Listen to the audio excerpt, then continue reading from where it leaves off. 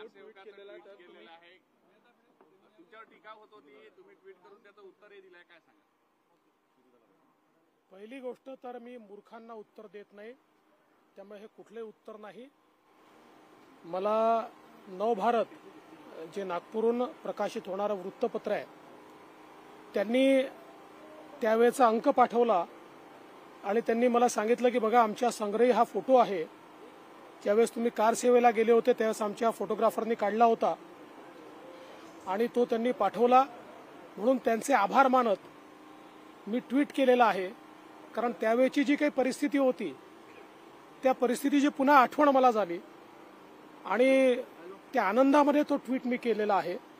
त्यामुळे मला असं वाटतं की हा जो काही ट्विट आहे हे कोणाला उत्तर वगैरे नाही आहे आणि उत्तर देण्याच्या भानगडीत याकरता पडायचं नसतं की हे तेच लोक आहेत ज्या लोकांनी रामाचं अस्तित्व देखील नाकारलेलं आहे, ज्या लोकांनी राम खरंच त्या ठिकाणी जन्माला आले होते का अशा प्रकारचा प्रश्न विचारला, जे रामालाच मानायला तयार नाहीत त्यांना मी कशाला उत्तर देऊ.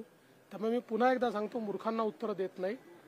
मी माझ्या आनंदाकरता हा फोटो ट्विट केलाय. ते म्हणाले की त्यांनी नागपूरचा फोटो दिला, आमच्याजवळ घुमटवरचे फोटो आहे. संजय राऊत, मी काय सांगितलं तुम्हाला, पहिलेच सांगितलं. तुम्हाला समजलं नसेल तर पुन्हा एकदा सांगतो, मी मूर्खांना उत्तर देत नाही. वहिनी ते गाणं म्हणणार आहे, रामाच्या भक्तीत आपण पूर्ण लीन झालेले आहे, सगळे रामाच्या कार्यक्रमांना जात आहे. घरच्या वरती सुद्धा रामाचं पोस्टर लावलेलं आहे. काल स्वानुभव सुद्धा कारसेवेचे सगळे शेअर केले लोकांना, काय सांगाल? संपूर्ण देश राममय आहे.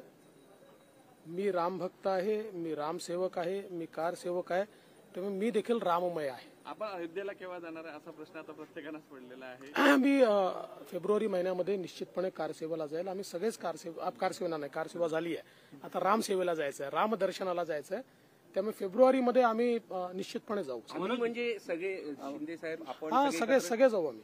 मनोज जरांगेच्या आंदोलनाने मुंबईमध्ये कायदा सुव्यवस्थेचा प्रश्न निर्माण होऊ शकतो, त्यांना प्रवेश मिळेल का? योग्य वेळी त्याच्यावर सांगेल. चला.